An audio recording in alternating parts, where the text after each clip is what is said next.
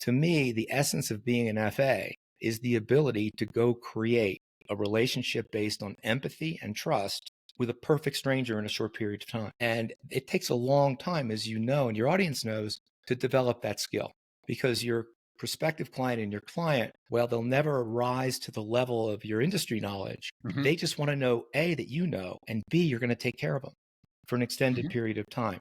That is a degree you can only get from the School of Hard Knocks. You can't get a designation, you can't get initials after your name, and all of a sudden have the same skill set that an advisor running $1 billion for 200 households has accumulated over 35 years.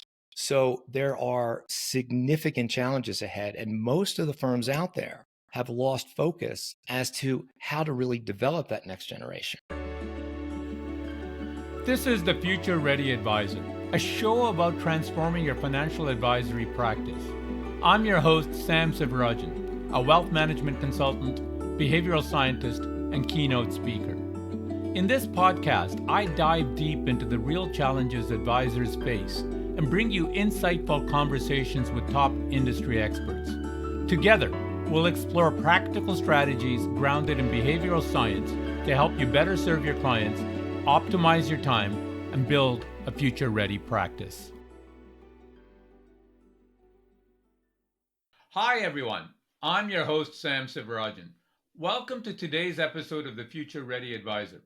Today, I'm joined by Gary Sinderbrand, a former top-producing advisor turned strategic coach who now helps advisory firms across North America think more deliberately about leadership transitions, client continuity, and cultivating the next generation of talent. Gary brings decades of experience on both sides of the advisory business. And today, we're going to dig into what it really takes to build a future-ready practice in an era of increasing complexity and looming advisor shortages. Gary, welcome to the show. Thanks, Sam. Good to be here. Good to have you. I think I'm really interested to get your take on some of the current and recent developments that we've had, particularly as it affects the wealth management industry. So maybe we can dive in just to give the audience a bit of context. You've had a long and varied career, from being a top producing advisor to now coaching firms on growth, succession, and practice management, issues that I think are definitely relevant to the audience for this podcast.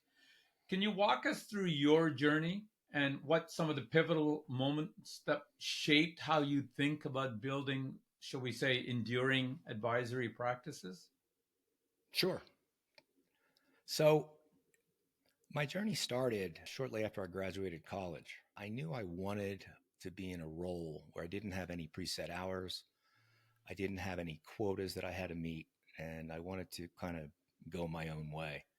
Initially, I looked at joining my father in his property and casualty insurance business, and then realized pretty quickly it really wasn't for me. I didn't necessarily find the ability to generate a feeling of, hey, I've really made a difference for this person, especially since I'd be selling a product that most people would hope they never use.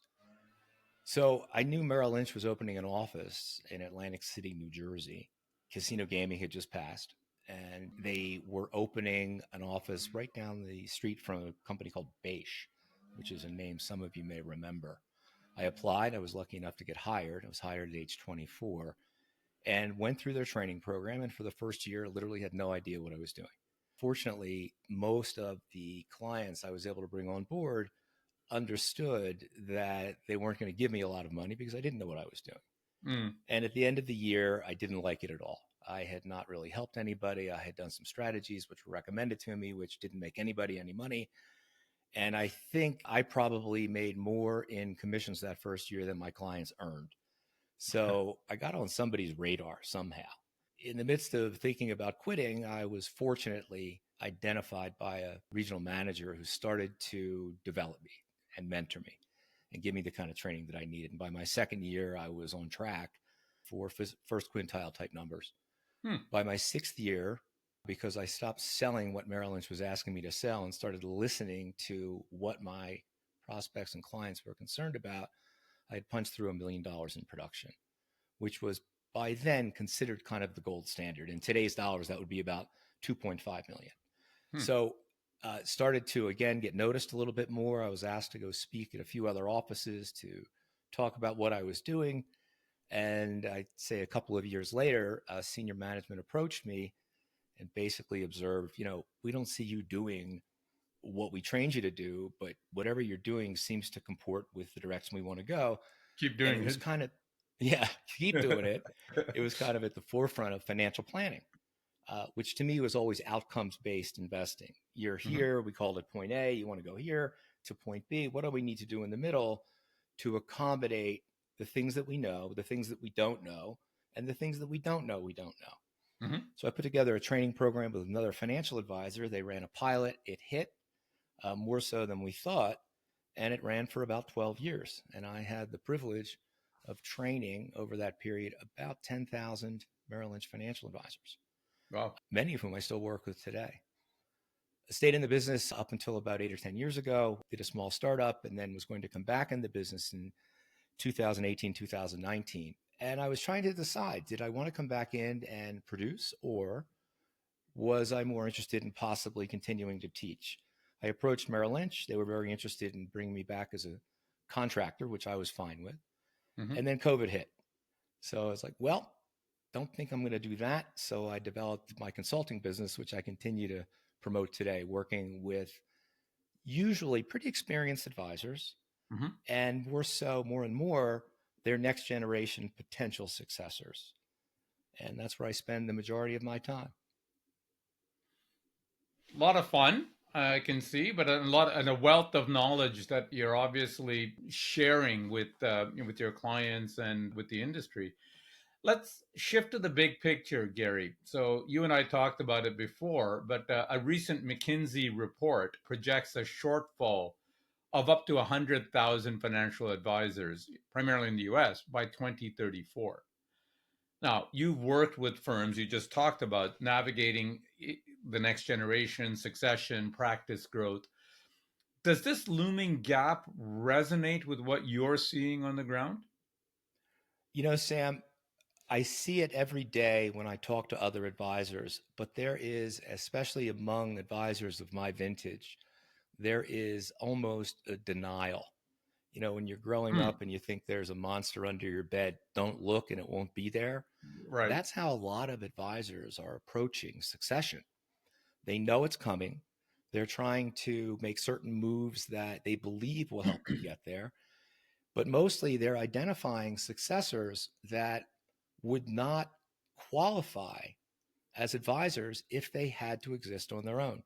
To me, the essence of being an FA is the ability to go create a relationship based on empathy and trust with a perfect stranger in a short period of time.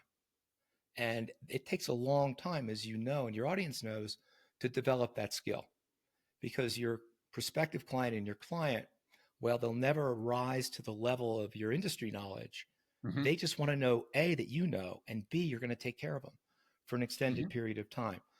That is a degree you can only get from the School of Hard Knocks. You can't get a designation, you can't get initials after your name, and all of a sudden have the same skill set that an advisor running $1 billion for 200 households has accumulated over 35 years. Correct. So there are significant challenges ahead, and most of the firms out there have lost focus as to how to really develop that next generation. So if you think about it, most firms kind of abandoned their training programs after 2008. Very few people were coming in the business. It just wasn't looked at the right way. I think very few people understand what the job's about to begin with. But we had kind of a dearth of advisors. There weren't a lot of people coming into the industry. The ones that were being placed on teams. And Hmm. these teams had senior members who were Hmm. extremely fortunate, making a great deal of money, thinking about what would happen down the line. But they would bring these advisors on and pay them probably 3 or 4 times more than they ever would have earned in their first few years on their own. So it created what McKinsey refers to as a motivation gap. Hmm. And when you look at what these advisors are doing in preparation for taking over a book of older clients that have a great deal of assets, complex needs, and a trust with the senior advisor. Then you bring a 28-year-old in, they might be smart and perfectly presentable and really understand the industry, but they're not going to be able to deal with that particular financial advisor's 68-year-old client who's been with the advisor for 35 years when that advisor retires. So I agree with McKinsey. You're going to see about a third of those people seek help elsewhere. So over the next, between now and the next probably 8 to 10 years, you're going to see trillions of dollars in assets looking for a new home. And I don't know that the present vertical model of a senior advisor and a next generation advisor is going to be able to keep those assets in place. I just don't see it developing the way it needs to.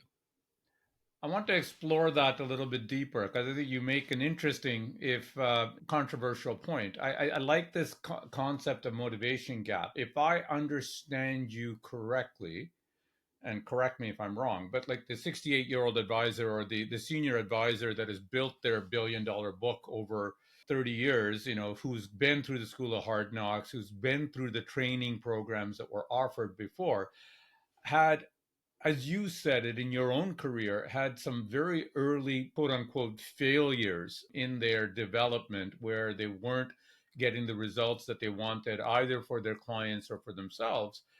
And I take your comment to mean that they had to do a deep soul searching to understand why are they in this business, what is it going to take them for them to be successful, what are they willing to put in and invest, and the time and effort and blood and sweat and tears and everything else that they're willing to put in to get there. And it was that kind of thinking and process that made this 30-year veteran advisor successful. And you're saying, if I understand it correctly, that the succession candidates, as smart as they are, as polished as they are, as perhaps productive as they are, they haven't gone through that same kind of U-shaped journey.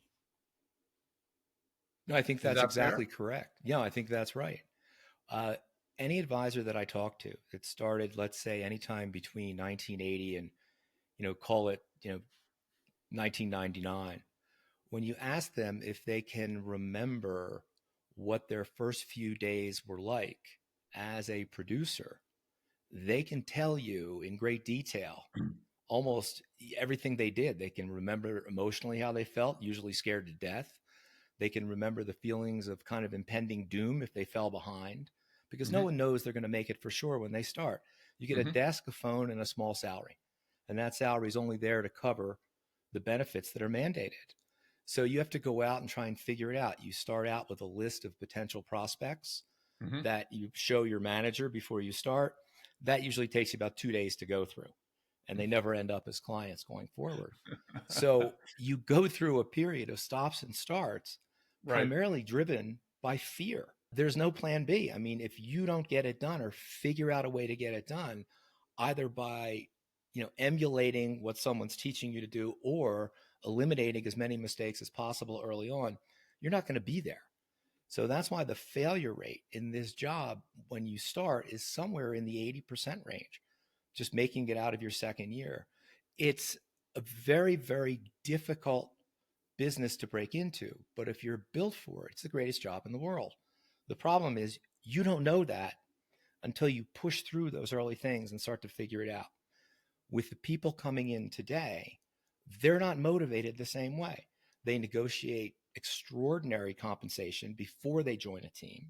Mm-hmm. And on average, the model I usually see, if we've got a producer with $1 billion in assets and they're producing, let's call it $6 million for the firm.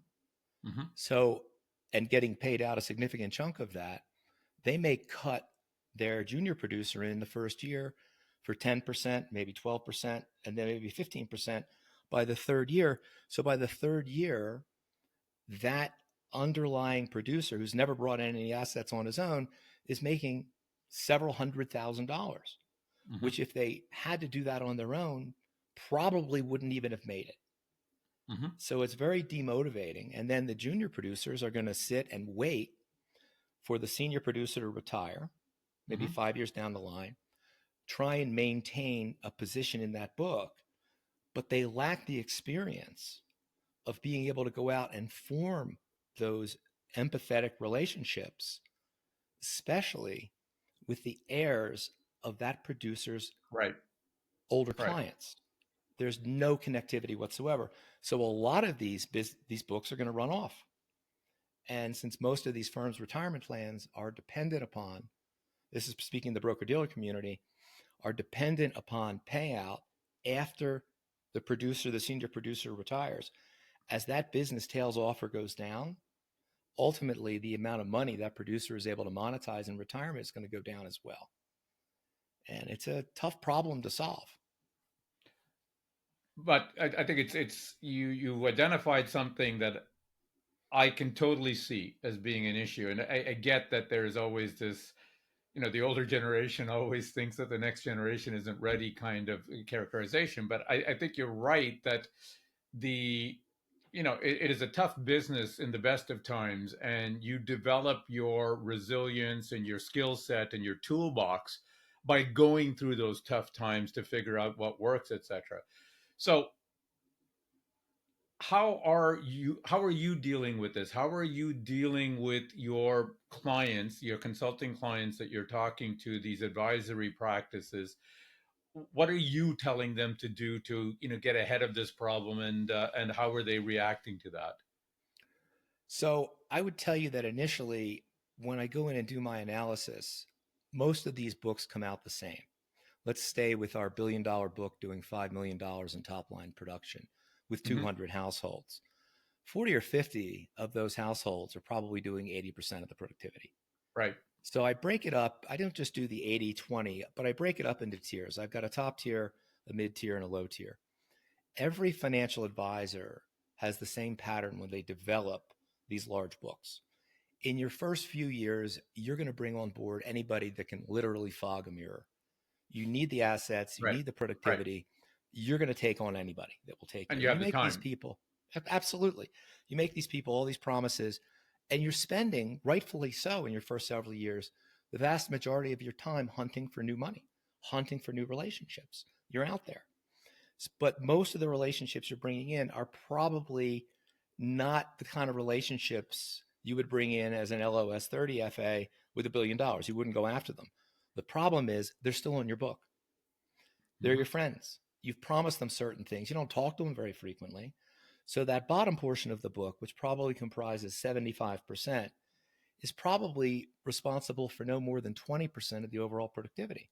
Hmm. But you've still got a 75% nugget at the bottom that has to be taken care of. So what it does is it takes a lot of service capacity Right. away from that senior advisor and their team. Senior And just advisor, to clarify, sure, Gary, 75%, you mean of number of households, right? Not correct. assets. You're Yes, talking about the number of households. that's correct. It might be 150 households, but only 10 or 15% of the assets. Correct. Okay. Sorry. So there's a plateau that occurs as the advisor then has the ability to get bigger and bigger accounts. It's kind of that weight, that induced drag of all of those other accounts that you've taken on in your first 5, Hmm. 7, 8 years that don't look like the last 10 accounts you brought in. The last 10 accounts this advisor brought in probably were all north of 20 million. Right. But there's all this weight underneath. So now we've got an issue where you've got a lack of service and connectivity to the lower tier of your book. You're Hmm. trying to focus more on the upper tier of your book, but the problem is your entire book, every single household has the same desire. They Hmm. want you to treat them as if they're the only client on your book. Correct. You made them all these promises, 20 years ago. Well, where have you been? Hmm. So, what I try and propose is this: instead of the senior advisor paying a flat percentage of the overall productivity that they're generating to the junior advisor, who will not have the ability to drive his own income or their own income, will not have the ability to set their own hours, will not have the ability to learn on their own to figure Hmm. out how to develop a business. My recommendation is that we rebalance the numbers to keep the compensation equal for a year. Whatever deal you had, great, keep it for a year. Hmm. Let's do this instead. You've got 100 households here. You talk to maybe once a year or not at all when they call in. You know these people, you like these people. Some of them are still in pure brokerage, some of them have mutual funds. There's no directionality whatsoever to what you're doing. So let's do Mm-hmm. this. First thing I do is get them to agree that clients that follow their guidance, usually using managed advisory programs, Mm-hmm. outperform clients who are self-directed, who are only listening some of the time. Every advisor says, absolutely correct. I said, Mm-hmm. fine. Let's write a letter to this group of clients. Let's tell them about your junior partner.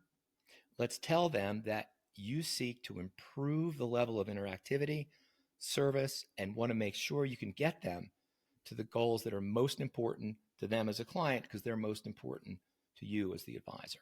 Mm-hmm. As a result, going forward in the letter, we're only going to be dealing with clients who can clearly articulate their future goals and allow us to oversee their assets using a strategy that involves a fee instead of a commission, where we can give you advice instead of having to depend on transactions, which we think Mm-hmm. inherently conflict us. Correct. Yeah. My junior guy will be following up or in a day or two or whenever it might be to discuss this. And we hope you stay with us because we know it's the right thing. So two things happen. If you've got 150 households down there, and let's call it on this particular book, you've got $80 million down there. You've got 150 households, you're probably going to lose 20. You're going to keep 130, but those 130, all of a sudden, you're the primary financial advisor because part and The parcel junior of this. one. Right. Absolutely. And Correct. we You've train the junior redefined the guy. relationship. There you go. And as a result, you get a book where you have a higher fee-based revenue. So at that lower tier, maybe that 80 million was generating 20 basis points Mm-hmm. overall return on assets. All of a sudden, that 20 starts lifting to 70 or 75. And we start to share that segment of the book more aggressively with the junior advisors. So instead of them just being dependent on the senior advisor, he's relieved the senior advisor from worrying about that lower tier of the book. The lower tier of the book, things happen over the years. All of a sudden, they're going to find more money. The ROA is going to go up, and the FA is going to get not the experience of having to source these relationships from scratch, but it's kind of the next best thing. Yep. Because clients you're not talking to that sit on your book, they're essentially either going to leave or they could actually cost you a really important referral if someone asks them, should they use you? Maybe it's a friend that just got a huge divorce settlement. Mm-hmm. And well, I never hear from him anymore. It all sounded great when we started, but Tom never calls me again. So this takes care of the clients who deserve to be taken care of and gives that younger advisor an opportunity to get that experience one-on-one and develop the skill set that's essential if they ever hope to rise to what the senior advisor is doing. I love it. I think it's to your point, it solves the biggest challenge that the senior advisors got, which is time and attention. It redefines the relationship with those clients that have evolved or may not have evolved as the practice has evolved to say, okay, this is what we're focused on. If we can't add value for you now in our current incarnation, I'm sorry, but you're not well served here. But to your point, you might lose 20% of it, but those are ones that probably going to go at some point. But the ones that are staying have now recommitted to the relationship and will do more. But I think most importantly, I love your characterization of this. I think this is the closest thing that junior FA is going to get to building a book from scratch, right? It's now on them to look after these clients. Is now on them to keep those clients happy. It's now on them to get the referrals, increase the share of wallet, what have you. It's on them because it's also clearly defined that the senior advisor isn't necessarily stepping in to save the day on any of these, but more importantly, because their comp is directly tied to what is happening in that subset of the book that they're taking over. You've got the closest thing to the new joiner training program that Merrill's or other firms might have had 20, 30 years ago, right? No, I think that's correct. One of the bigger challenges is not necessarily the junior advisors because they want to learn the craft. But the senior advisors, there's kind of a pretty deep psychological connection to a lot of those clients. Right. They remember what they promised them, and they almost feel badly that they haven't been there for them over time. And Right. as a result of that, they, again, it's kind of that don't look under the bed. We don't want to see that monster down there. It's like if we don't pay attention to it, it's not going to happen. And when I used to teach this at Merrill, we had FAs that would have, 3, 4, 500 households. Wow. And the normal excuse I would hear would be, well, I've got C shares in there and they don't really bother me all that much. And it's still X amount of dollars. And, it is what it is. And I could go after them 15 different ways, from a fairness issue, from a time allocation issue. What would Hmm. your top 10 clients think if they knew how much time you were spending on people that weren't paying for it? And then in one of our training programs we had in Chicago, we had a story that an FA shared with us who probably had 500 households. He worked in downtown Chicago. He was in line at Starbucks in the morning to grab his coffee, and he was overhearing a conversation between two women, a couple of spots up, and one of them was literally congratulating the other on finally settling this super messy divorce. And she apparently, I didn't get the number, but she inherited, it was a multi-million dollar settlement, Okay. probably an 8-figure settlement. And she had never had this kind of money or responsible for it, but she knew her friend was an investor. She said, I don't know what to do. I don't know where to go. I don't know who to ask. I think you told me at one point you deal with Merrill Lynch. Should I go talk to your person? Now, Hmm. all of a sudden, the FA perks up. Hmm. Then he hears his name mentioned along the lines of, well, I His deal with so his and so and name. so and so, Okay. but I haven't heard from him in over a year. And the only time I'm in contact is when I call, and I normally talk to his assistant. So I don't know that I can recommend him in good faith. Wow. And this FA was two people back in line. And he was like, it took him an hour when he got back upstairs to figure out who the client was that wouldn't refer him. And the entire room just went, whoa, okay, we get it. Yeah, they may not be bothering you. They may not call in a lot. They But may you not don't take know a what lot of. it's costing you, right? You don't know what it's Exactly. costing. Right. And when I looked at my group, and I would say, if you think this is the only time that's happened, you're kidding yourself. So you need to get serious about it. Back then, we didn't have necessarily the teaming issues. So you would find other FAs in the office that were good people and they would service them. They weren't really growth oriented. So you could always find things to do to associate and do the same thing. But the opportunity now is acute, as is the need, especially with what's happening in retirement and what's happening in the current market. No, that's a powerful story. I think you're bang on that it's a good way of thinking about it. It's not so much what is it cost.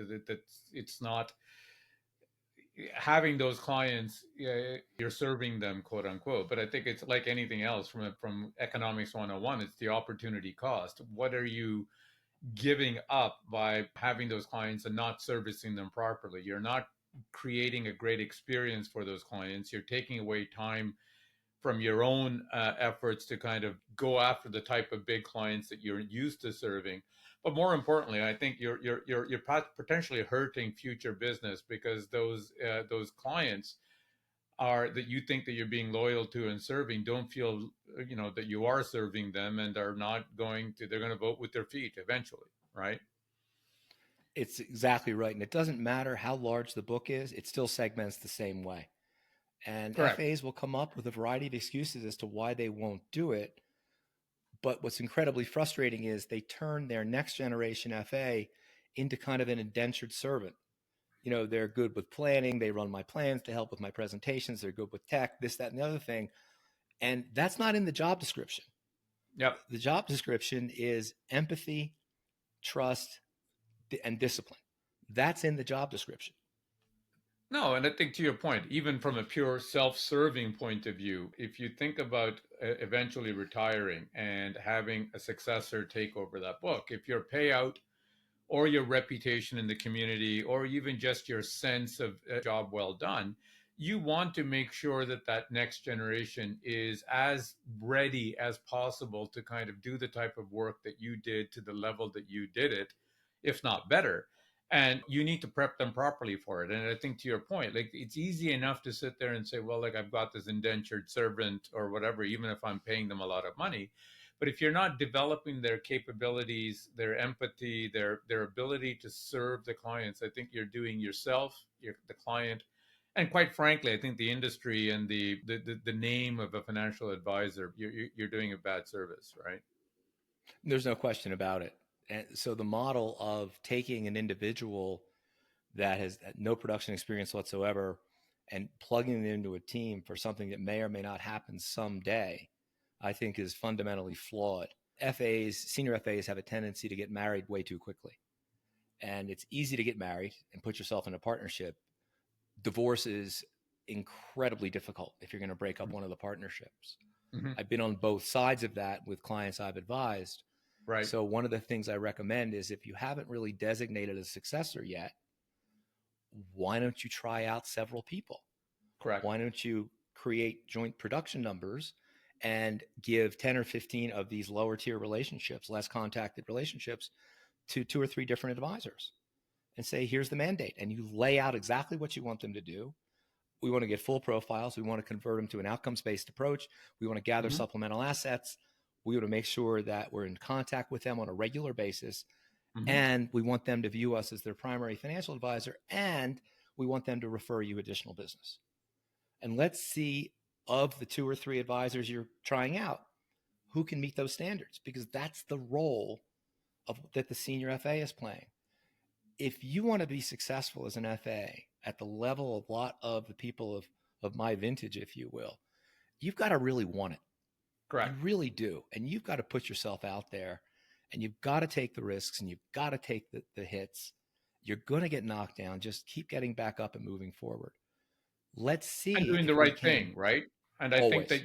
I think your point about, I love this idea of having 2 or 3 people that you're carving it up. And if I understand you correctly, and I totally agree with that, I think being very transparent about them as to what you're doing and how you're going to evaluate them, etc., because they should know, because they should know on what they're being evaluated on, right? And Yeah. that's the way that if it's not measured, it's not done. I think if you're trying to sit there and say, look, I want you to develop into, the advisor that I think that you can be, and this is how I'm going to measure it, and that's going to make you a better advisor, not just to serve your clients and to be successful in the profession, but it's what I'm going to be looking for in terms of giving you more of my book, right? No question about it. And what it does is it imposes an overlay of accountability. And there I are like that. many, many things you can put up with as an advisor, but failing to live up to something you committed to, especially in front of your peers, isn't one of them. You Yep. will live up to that. If you even think about the concept of these mastermind groups that are out there now, Mm-hmm. these mastermind groups, it's not like these people that are at the top of their profession are going to learn systemic knowledge that's brand new. But in these groups, they're trading wisdom nuggets, they're trading, Right. reflecting on their own experiences. And then to move up, they'll form little accountability pods. Yep. I'm going to try that. Okay, fine. You're going to report back next month to the Yep. group. We did the exact same thing in our training programs way back in the day. 30 to 40 days later, you would have to come back and take what you learned in the 2 days, and we give you what are called gateway activities. And we Mm-hmm. would say, look, we're never going to convince you of this. We can stand up here for 2 straight days. Thanks for coming. You'll think it's a great idea. Everything's going to go in your good idea drawer when you get home. Right. Right. And then you're going to forget about it a week later. But you're coming, and to Merrill's credit, they agreed. Without follow up, training is pretty useless. You're Mm-hmm. coming back in a smaller group in 30 to 40 days. We're going to go around a U shaped table. We're going to ask you what you did. You've got 5 activities. Mm-hmm. All right. We can't convince you. Let your clients and your prospects convince you. Mm-hmm. So try one, because you don't want to be the person that shows up that didn't do anything. Right. And that was more powerful than we ever anticipated. And that's really, I think, where that transformational change took place. You've got to put yourself out there and take the risk to begin to see what the possibilities actually are. I love that. I think accountability is huge, and I think this peer accountability is probably among the best. So I think you would agree with the statement that clients today are demanding probably more holistic, human-centered advice than ever before. But the reality is that advisors are stretched thinner than ever. So, how can firms and practices balance, I guess, the rising expectations of their clients with the operational realities of their own time and capacity? It's really a great question, Sam. And it's not going to happen at the firm level. All the firms are going to tell you from an institutional standpoint, this is what we believe in, and we want to leverage best practices. And it all sounds great. It really Yeah, is. yeah. But from a financial advisor standpoint, financial advisors are like free agents all the time. So the firm is trying to balance the concept of compensation, keeping the FA happy, but not leaning on them too hard. If they're productive and they're doing a clean business, the firms are just going to kind of look past it. They're not going to mandate what they need to do. Right. So it comes down to the individual. Now, the interesting thing is, and this was also cited in the McKinsey study, there is a very strong movement in the age 50 and over demographic for that enormous group of people seeking more holistic advice and willing to pay a fee for it. Hmm. So if you're an advisor that has always gotten by on kind of maybe doing some planning, or, yeah, we did a plan 4 years ago, and you're not doing the things that help mitigate risk, and you're not keeping the clients plugged into that specific outcome that they need, those types of clients are incredibly susceptible to an overture from a client that looks at planning as a verb. It's an Hmm. active, Hmm. active, ongoing thing that you have to do, especially when markets become volatile. So it's unfortunately not anything a firm can mandate. Now, Merrill, I think, did a pretty good job. And I think the reason Merrill did a good job is that they were able to allow peer-based training to emerge. So it wasn't just myself and my partner who were teaching. There were probably 8, 10, 12 other FAs that were always talking to other groups about the way they did business, which was consistent with what we were doing. And you learn best when you learn from your peers. That's really not happening anymore. You Hmm. might see a peer speak at a conference or even a small training program, but without that accountability follow up, there's not going to be any change. And the training programs or training departments that exist in these firms, for the most part, are basically staffed by people that either never really produced, or if they did, they didn't produce at a very high level. So the FAs, especially the senior FAs, they might listen and nod their head, but they're not really going to take it to heart because the Right. person that's telling them about it is telling them what they've heard from other people instead of what they've done on their own. So it's a real challenge. They're all dealing with it. In fairness, the only firm I work with that's really going after it is Morgan Stanley, who has made a decision that they will now only hire new FAs if they strongly believe they can act as rainmakers, which I think is the right way to go. So, And they're meaning that they backing can that bring up. their own clients in and stuff, or Yes, how do you mean? How do you? Okay. that they would have the ability, whether they're on a team or on their own, to generate their own business from scratch. And they're supporting that. They're supporting that internally with practice management coaches. They're supporting that with external coaches like me. Hmm. But I think that what they're doing is they're focusing on here's what we need to have Hmm. if we not only want to keep the assets we're currently running as our FAs retire, but we want to capture the other assets that are out there. We Yeah. need to train our next generation of producers to look like our multi-million dollar producers right now from the get. We can't wait for them to hopefully pick it up. If No, they I think can't that get it done, we can't keep them. I think that's smart. I mean, I remember years back. I mean, we crossed paths at UBS many years ago. But at UBS in Canada, we were hiring any FAs that we would hire. The first thing that we'd ask for them to do is to create a business plan. Like, how were they going to build their practice? How were they? What were their channels to market? What would their ideal client look like? What was their unique value proposition?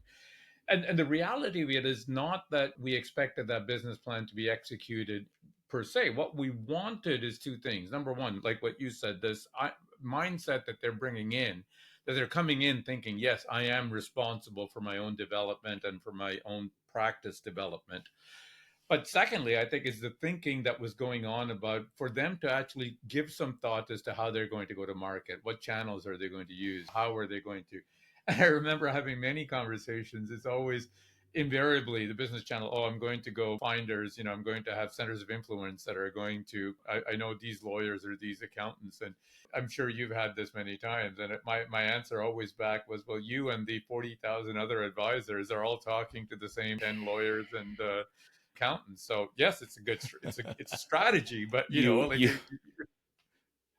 you you remind me of so many different stories and interactions I've had with advisors. One of the things I look at when I do the initial analysis is I do what's called an ROR, return on referrals from professional okay, networks. And if the advisor has an outside attorney, that let's say an estate planner they work with, I'll ask them, well, how many clients have you referred? I don't know, 8, 10. Is this person any good? Yeah, my people are pretty happy with him. How many has he sent back your way? None. yeah, Have you talked to them about it? Well, kind of, sort of, but they didn't promise me anything because they have a lot of people after them. And I just look at them and I said, so essentially, you're creating one side of a transaction.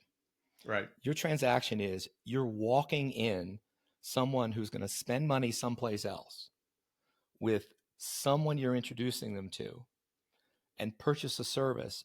And there's no pre-established relationship of what it's going to take to send the next person. yeah, Well, I was trying to tell them about my investment plan style and they want to get more comfortable. And I'm like, I'm just looking at myself. I'm saying they can't advertise. Where do you think they get their business? yeah, Well, I don't know. I guess from guys like us. Correct. Why aren't you in the same position? So the best referral source I ever had, I was introduced to by a local gentleman that owned a bank locally, hmm didn't need my help, very sophisticated. I went and I used something called the advice model, which is something I okay, teach. And basically I said, Dick, here's where I am. Here's what I'm trying to do. If you were me, what would you do? He goes, well, you need people that can send you business. I said, okay, great. Who are you going to send me? And he would kind of laugh. He's like, not yet, kid. I mean, I was 25. yeah, He said, I want you to go see. And he referred me to his attorney in Philadelphia, who was a okay, senior partner at a very prestigious firm. He goes, I'll call him. You go meet him. I think you're going to be okay. He introduces me to one of his junior partners who's 34, 35. He's got an LLM. He's a CPA. He's got a law degree. He's brilliant. And basically, I'm talking to him and I said, so I'm interested in establishing a relationship where I would send you business as long as you'd be willing to reciprocate. yeah, He says, yeah, what else would I do? I yeah, said, great. I have your first referral. He said, who? I said, me. And became our personal attorney. We've known him forever. And we traded business back and forth for 35 years. wow, And it was a tremendous relationship. I had others like that, but I would never enter into any of these relationships where I would initially give a client a referral hmm unless that accountant or attorney had told me they were willing to reciprocate. yeah. I think But that's a not only great did I point. do that, I would usually give out 3 names and I'd call each one of them Yeah. and say, you're going to be hearing from so and so. I gave him your name. I have to give others. I hope it all works out for you. But I just want you to know I'm thinking about you. Hey, great. So I had referral sources coming in constantly as a result. It worked. Look, I love that. I think you're absolutely right to have that very clear, not this implicit, of course, you're going to send me business if I send it to you. We're all in the business of generating business. So I think there's nothing wrong. I like the way that you put it is, look, I'll send you business. I need to know that you're ready to do the same. I mean, and it's not that it's a one for one, etc., but that you understand that this is a two-way relationship. I think that's very powerful. Yeah. Yeah. Gary, And we're that coming to worked out. the it did work out for years. Yeah. So we're coming to the end of our podcast. And so I have a few rapid fire questions that I ask all of my guests. So if you're ready, number one, professionally, what is the most important lesson you have learned over the years? Question your own conclusions. Even when you're absolutely certain you've got it all laid in, back away, take some time, look at it, and rethink it from a different angle. That's brilliant. Powerful. Difficult to do, but absolutely bang on advice, I think. And I think that never changes, right? As the older we get, I guess the more that we have to do that probably because we've got a lot of assumptions that have been built in. That's true. Second, what is one practical tip you would offer listeners keen on applying your insights? Be very cautious about becoming emotionally involved with your professional decisions, especially in times like this. As an advisor, your job is to not only absorb the news that is out there, but understand what's not being written as well in light of what you're trying to accomplish for people. So the concept of drawing your news sources from, let's say, a singular idealistic point of view can really just anchor biases like confirmation bias and recency bias. And as humans, as individuals, we're very susceptible to that. As an advisor, you can't be. You have to step away, remove everything, and get it down to what does this client need to do to accomplish the reason that they hired me. And that can't be emotional. That's got to be pretty dispassionate. I love it. And I think it ties in so wonderfully to the first answer that you gave on the questioning your assumptions and everything else, et cetera. But I think you're right. Like, I think we owe it to our clients to be, an objective source of advice, whatever our own personal feelings or emotions around it might be. What is the right thing for this client at this time in terms of what they're looking to achieve, right? Yes. Gary, this has been, as I was sure it was going to be, this has been a great discussion, and I think very timely for all of the things that are happening specifically in our industry, but also in more generally in the markets. So thank you. If listeners want to learn more about you or find your work, where do they go? So a couple of different places. They can come up to my website, which is betterpathtraining.com. And from there, they can make their way to my podcast, which I've created for both kind of the middle distance or the middle ground between an investor and an advisor. It's titled If the Public Only Knew, where I'm trying to kind of demystify what the advisors are saying to their clients and trying to clarify what the clients are trying to say to the advisors. Nice. So I'm pretty excited about that. I'm also in the process of, and I'll launch it in the next few weeks, creating a Patreon. I realize I've got several hundred hours of videos I've created that are broken up into nuggets that are both timely and timeless. I'm going to put that out on Patreon. It's going to be free. All I need is an email. You'll be able to make your way there just following the links in my website. That'll take you there as well. But I'm pretty excited about that. And then I'm going to basically leave it out there for free for the time being. So I'm pretty stoked about getting a lot of that content I've created over the years out to the advisor community. That's amazing and very, very, I'm sure, insightful. So I'll put it in the show notes so that listeners can find it. Gary, thank you so much for joining us today on the Future Ready Advisor. Really a pleasure, Sam. Thanks for having me.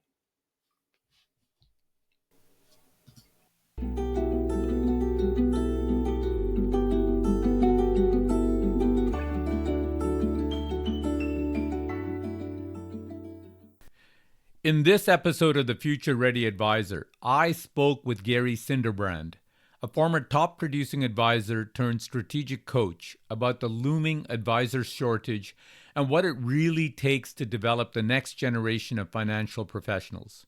Here are my 3 key takeaways. Number 1, the motivation gap is real. Gary's insights on McKinsey's projected 100,000 advisor shortfall hit home. But the real issue isn't just numbers, it's readiness. Today's junior advisors often earn several $100,000 without having to build relationships from scratch or face the fear of failure that forged their senior counterparts. Gary worries that they're being set up as highly paid assistants and not future rainmakers. Number 2, segment to succeed. Gary's approach to rebalancing advisor books makes a lot of sense. Take those 150 lower tier households that consume time but generate little revenue and hand them to junior advisors as their primary responsibility.